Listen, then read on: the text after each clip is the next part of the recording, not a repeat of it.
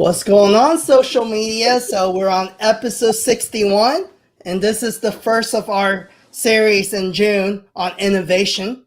And so when it comes to innovation, one of the biggest things is it starts with change. So we have our special guest here. Jay, I'll let you introduce yourself, kind of what you do, to our guests here, our audience. Hello, everyone. My name is Jay Woodruff. I am a workforce enablement specialist working in the spaces of change management, digital virtual workplace, and also diversity, equity, and inclusion. Awesome. So I think we got quite an audience tonight. I know Nick, he's in the IT space as well. There's a few folks here, and within the IT world, we talk about change a lot, and same with digital marketing, right? Because by the time we get off the show, something has changed with the algorithm. A new technology has just came in, new ways of coding. There's always change, right? And as an entrepreneur myself, change happens every day, within seconds. So let's talk a little about why is it so important for change. Love to hear from Eldrick. Jay, go. You want to go first, Jay? Eldrick, I'll let you go first. Okay. I think the important thing to recognize is that we are looking at change in terms of something that is external and something that is extremely deliberate. Meaning to say that the motivation for change is an external one, and that it forces us to change and to adapt to the environment. I don't think that is the orientation to go. I think, for one, it is a lot easier if we can reconcile with the fact that we change every day. I think Kevin brought out a very good point that the world that we are living today, the social communities that we are part of, whether we like it or not, the way we interact within each of these communities changes every day for a raft of reasons. We can change the way we interact because life hijacks. We're not feeling too good. For some reason, I want to explore a particular topic and I'm not going to engage this topic with the group of people that I usually engage with because they do not understand.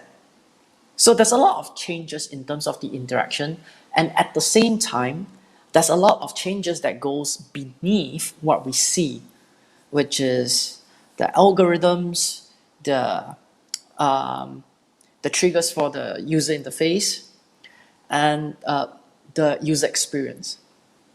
All these things are evolving day to day. On a smaller scale, we don't see them, but as these small pockets of changes piles on, and interestingly enough, I think we actually wrote a piece on these which talks about how innovation actually changes the world. It never starts as something big. It's impossible. Because if we look into how we do our work, how we build products and services, there is a limit to how much we can push or produce a day. So improvements comes in small increments. Now, when that happens, you're not going to see that on a day-to-day. But when we start piling the bricks of improvements, one on top of the other, day after day, we will start to see a very big change once in a while. I don't know when, but it will become visible. And when that happens, usually there will be people who can adapt very well because they are always in the moment, interacting with changes, new features, new demands from customers. And then there will be those who will say, whoa, this is too radical. I don't think I want to be involved with that. So So this is how I think about innovation. It's not deliberate, neither is it external. It happens all around because we are living in a capitalist-driven society. We have to bring our A game wherever we go, and everyone else is. So if you don't, there will be someone in your industry, in your business, that is eager to outgrind you and kick your ass. So that's how I think about change management. It's not about a line of service within consulting. It is about accepting that we have to continuously learn new things as we go along. That's my take. Well said. Go ahead, Well, Jay. I said, definitely well said. So I think you're talking about, right, ultimately, the amount of change that happens in the world around us every day brought into the workplace is very much about business solvency and competitive advantage. You kind of spoke to that at the end of your piece just now. I think organizations understanding that there's a need to level out how they align the operations change internally to the external world that your employees live in. Right. So even in any organization, there's a couple of things happen. One of which would be that even the people that aren't technology adopters at work, they're technology adopters every day at home, right? We all have smartphones. Everything's always changing, always new applications, all these things happening, and they're doing those things every day. So even though you categorize some people as people that are averse to change in the business world, in their public space, they're adapting change quite a bit. The real crux of the problem to me becomes a cognitive dissonance around kind of what we call digital transformation. So I think a lot of people see some career mortality around technology essentially taking jobs away. And the important piece for an organization to understand and acknowledge people's kind of scare or fear around change and what's happening, and then bring them in with kind of very open and transparent communication. Reality to me in my role becomes it's how you define resources and how you define your resources to make change, but it is not in which my standpoint, it's not a situation in which many people will lose jobs because of change happening. It will be that some jobs will be retooled and they'll have the opportunity to then return what they're doing to the company and how they continue to show value. And I think that's the big piece of it. No, you brought a good point there. I think communication is huge, when it comes to change, especially when you're talking about organizational change, because within larger organizations, period, there's a lack of communication oftentimes, even from the top down, because you're talking about if as an organization with 50 plus people, it's already hard enough to bring people together. So when you talk about adapting to either a new way of doing things or technology, communication, like how do you communicate, right? Everyone's used to doing things a certain way. I experienced this in the digital marketing world, right? Every day, it doesn't matter. Just LinkedIn, since right now there's a huge audience on LinkedIn. LinkedIn alone, what it was, a month ago is already different today. What worked then doesn't work now. People were all hopping on pre-pandemic doing sales on LinkedIn, sending messages, booking appointments. You can't book appointments now because all these bots are just all over it, and they're flooding inboxes, and people are changing the way they think about LinkedIn and social media prospecting.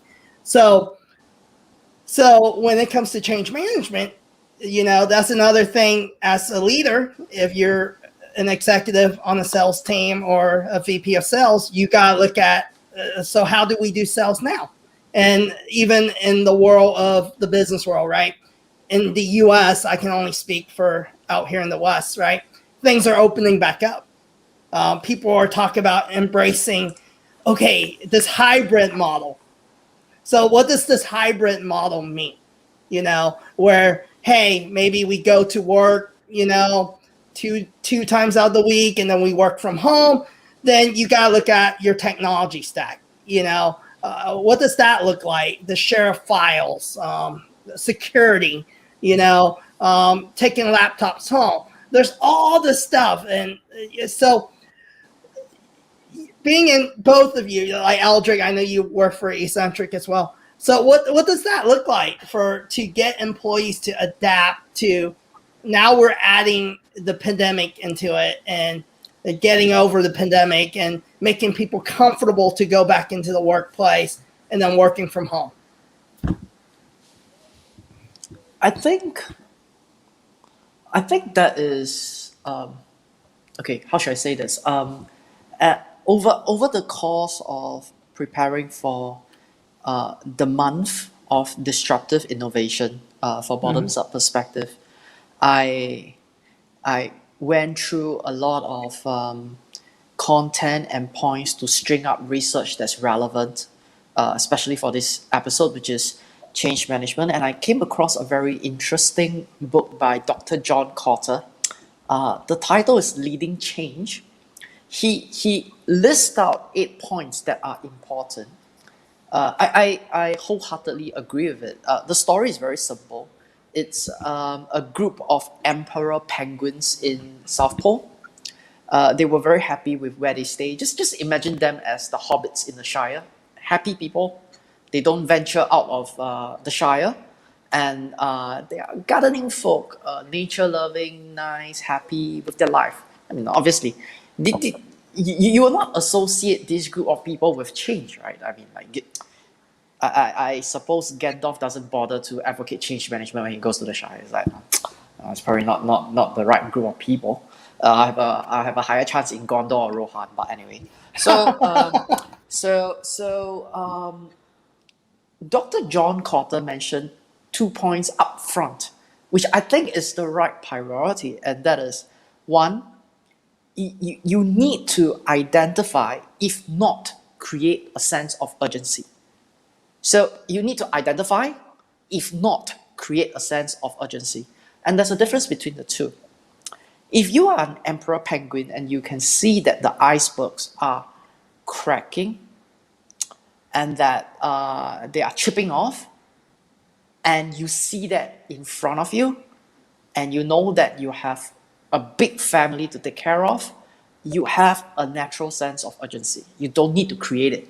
What you need to do is to bring all the naysayers to where you are and show them that your home is getting destroyed. And I think that brings a very strong message. Partly because in the institutions that we are involved in, plus the world that we are living in, there's a truckload of conspiracy theories going around, saying things that goes against the official narrative, and there is some sense in that, because not everything about the official narrative is an accurate one, an accurate representation of what things are, and so you need people to poke the holes and challenge the norms.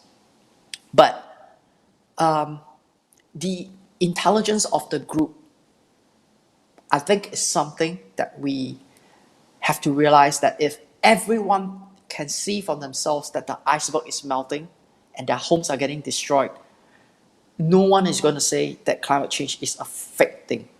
They're going to say, oh, geez, we better do something, right? It's either we save our home now, or we have to look for another South Pole, which, I mean, of course, the chances of success is probably less than 10%, right? Because we only know that there's one South Pole. So you need to identify and create a sense of urgency. And that sense of urgency has to be wrapped to what we hold dear in our heart. So is it family? Okay, maybe not so much for me in terms of family, but for a lot of people, it's family. It's household, it's your job, right? Now, the second point that he brought up, which I think is very important, is to find supporters for your cause. Over the course of work that I used to do as a consultant, if you're in my team, naturally you're an ally, but of course there are people who actually hold you back in your own team, right? So let's leave them aside. What I mean is, it's important to have allies on the side of your client who sees what you see. And that is, we better do this. If not, we are going to get our ass kicked. And usually, when it comes to institutions, it's a pecking order. So the lower you are within the pecking order, the less executive power you have, the more vulnerable you will be in terms of changes that's necessary. If you were to present a very high level of resistance to what is necessary, chances are you're not going to have a very good time in the organization. So that's what I think. I think when it comes to change, a lot has to do with people. So the research that we have done coincides with Dr. John Cotter's work, and I think that's a very interesting way of presenting the 8 points. Creating and identifying that sense of urgency is very important. Otherwise, you're not going to get a buy-in. And I think that is the key. It's difficult because not everyone shares the same sense of urgency, unfortunately. What do you think, Jay? That was great. There's a lot there to unpack, but I mean, I think starting kind of from the end point back, the executive sponsorship is huge and stakeholder sponsorship is huge. Being involved at both the altitude and then at the ground floor level of day-to-day of the change, huge from an executive space. I think as well as you're talking about, I think one of the things that organizations missed is change management for some time was very much an IT. It was ITIL CSI stuff. It was IT explaining why the change is happening and not really explaining the inherent fundamental values to the organization for this change, and then also what's in it for the contributors inside the organization as well. I think one of the things when I talk about how even your naysayers are curious from a technology standpoint and a lot in their personal life is in their personal life and all of our personal lives, the applications that are being presented to us daily inherently kind of tell us fundamentally why it's important to us, why it would be important to us, and that's why we then download and ingest and can use those applications. The IT version inside an organization of change management is more about kind of the nuts and bolts of the change, which then of course is not going to get people interested in as much changing the work they're doing or how they're doing the work more significantly because they don't understand what inherently is there for them as far as their productivity. I think that what you want to do as an organization is not have it be a doomsday scenario. You don't want to have it be carrot or stick. I mean, you really want to open it up in a way in which your people can see, all right, this is why we're making these changes. This is the competitive advantage that we're looking for to make these changes. And this is how I can then be effective in my career by being able to do these changes. It's really coming to me, it's largely about optics. So when the optics are off, people don't necessarily move to invest because they're going to dig in and kind of do their job as they normally do their job and keep it. When the optics are aligned the right way, when they understand the inherent benefit to them in their career path, then your people will most definitely be on board and then try to figure out what the new space looks like, how they do things in that space effectively in their roles, and then how they continue to kind of uplift their career from the changes that are happening inside the organization.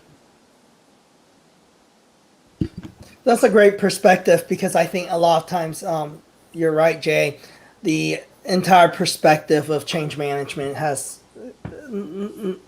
we're at the end of the day, it doesn't matter how large your organization is. We're all in the people business, and it's about culture now and inclusion, and it's not just we look at the ROI, but we also have to grow people.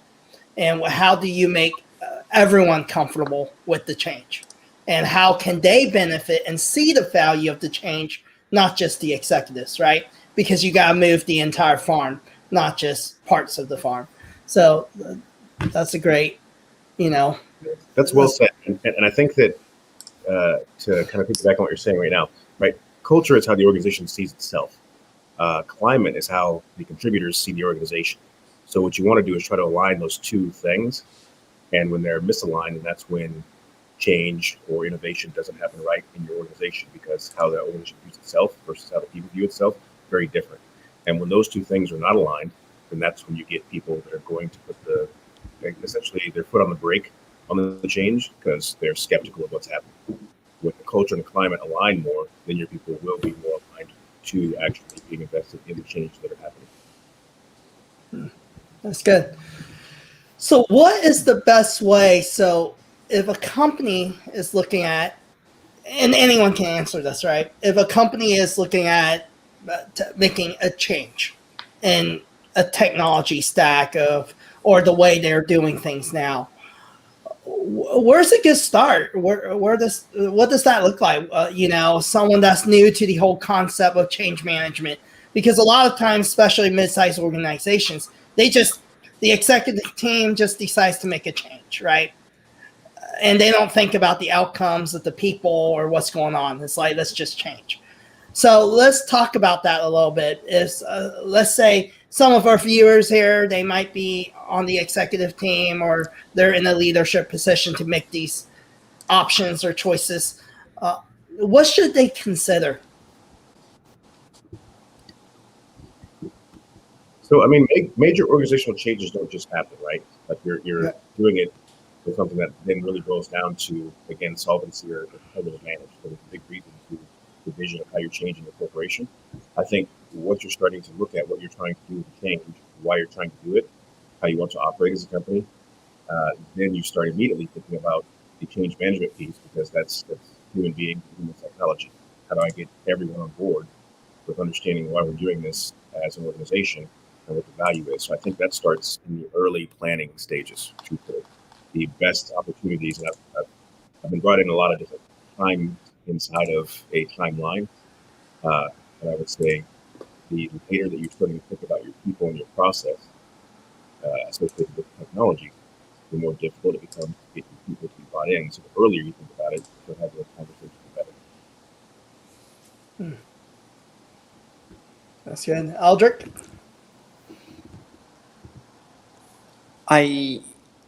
I think there's a lot more depth in that question because when we talk about organizations, look at the number of people that we have to deal with internally as, I mean, we can see them as internal clients. And if you have a lot more internal clients, then the buy-in is going to be very difficult. Now, why I say that is, if we look at the startup world versus the S&P 500 world, which one will adapt to disruptive innovation faster? And I think the answer is obvious. There are many reasons to that. So one, we can argue that they are in that business. So, because I'm in the business of disruptive innovation, how I do things yesterday, I want to one up today. So the nature is ingrained in the work that you do. So the feedback loop is created on a day-to-day basis. And I wouldn't even argue day-to-day. I would say like every time when work is being done and is being committed, already the feedback loop for improvement is in gear. So if you write lines of codes and things like that, and then you'll start thinking, oh my gosh, that's really chunky. Can I performance tune it? It's like, oh shit, I missed this out. What can I do the next time to ensure that I didn't miss this out? Or wow, the task is impossible. So can we actually have an open source system where everyone chips in a little? So I'll give you an example of what I mean, and it runs in parallel with the startups that are involved in disruptive innovation. In the digital publication that I'm involved in, we are running on improvement loops every single day. So there's a group of 30 editors. We crawl through and publish in the ballpark of 150 to 180 150 articles a day. 4-minute long articles, 5-minute long articles, 6 minutes, 7 minutes, 8 minutes. And we look to ourselves and we say, how can we turn around within 24 hours every single day? Meaning, if Kevin were to write an article and sends it to me now, how can I ensure that before tomorrow this time, his story is published? Assuming that I do not reject it because there are copyright issues, there's plagiarism issues, and obviously the content doesn't tie with the headlines. Things like that do happen, but let's say for the purposes of discussion that it doesn't. So then it is with this common alignment of the problem or the issue that we have to face as the publication grows, the number of story grows, but the same turnaround time is required. We need to look at ways, innovative ways of getting our job done.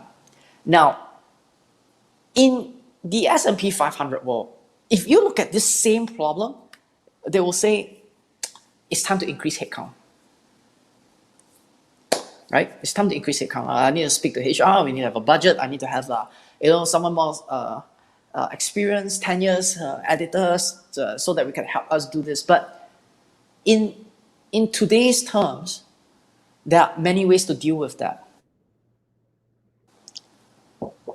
And the group of editors that I'm working with, we are all on a voluntary basis. Meaning, we're not getting paid. Okay? But of course, by doing that, it helps us to push our stories further. So there is remuneration, but it's down the line. When it comes to this task that we do, we look at ourselves and we say, okay, how can we work in collaboration with each other to say,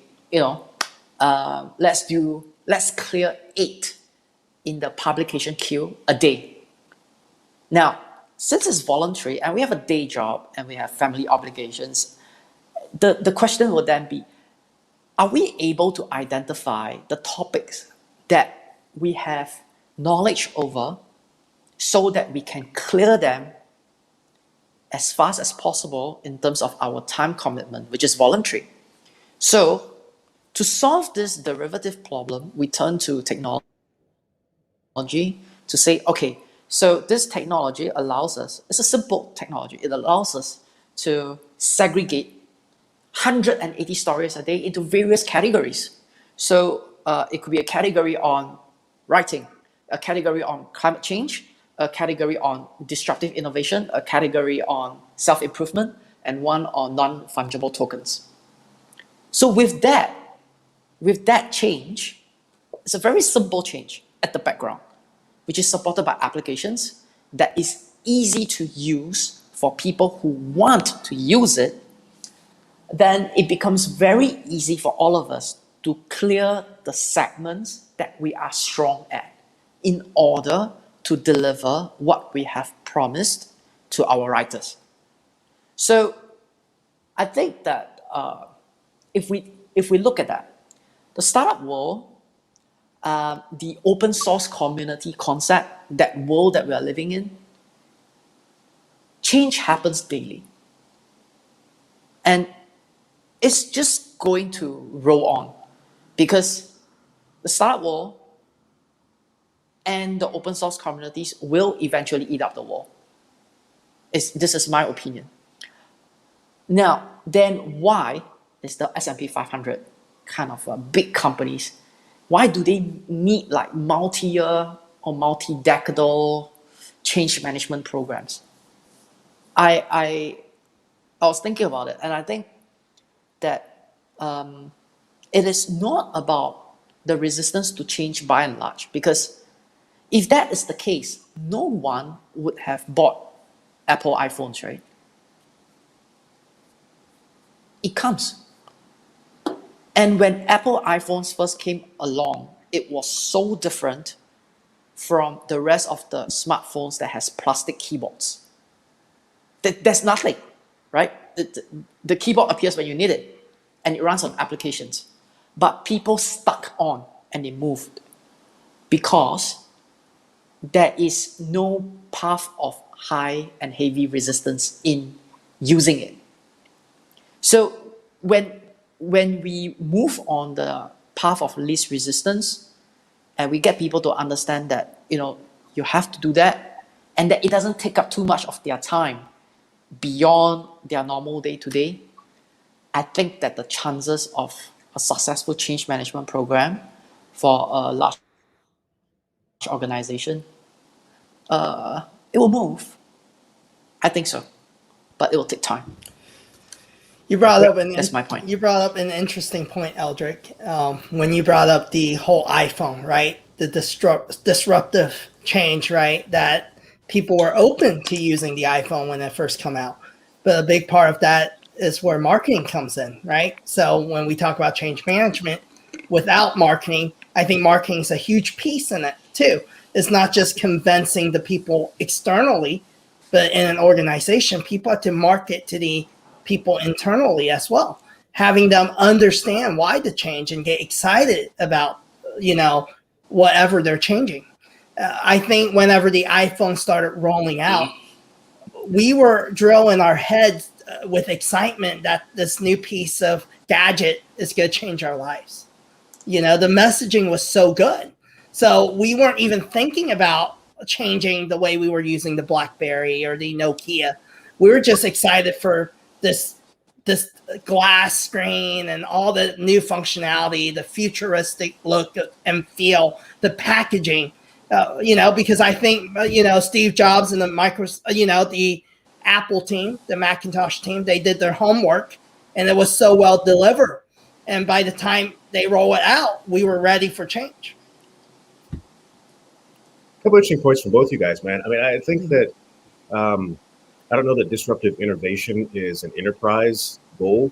I think that's more of a startup or SMB goal. Enterprise goals are more around competitive advantage. So I think when you can understand that fundamentally for an enterprise, then having your people get on board is huge. But to your point of the iPhone, what you guys talked about. So what Steve Jobs did excellently with Apple is have a very simple message to how it can enhance your life, how the products can enhance your life, in which case then people bought in and they were interested in trying to see how it can enhance their lives. So part of what you were saying, Aldrich, earlier of IT and organization, who their customers are, right? Their customers are the business side. So they have this internal customer group involved in business. So understanding how to talk to the business in a world in which they're bombarded by technology every day is key, and understanding that you have to talk to them in some of those similar ways that they're bombarded by technology in their personal lives is huge, right? Just really how you communicate the optics of what's happening is big, and that's why change management started as an IT augment and then became a business side augment. You understand the marketing advantages or the marketing principles of people understanding inherently why this is going to change their work life and how it's going to change their work life and what's there for them.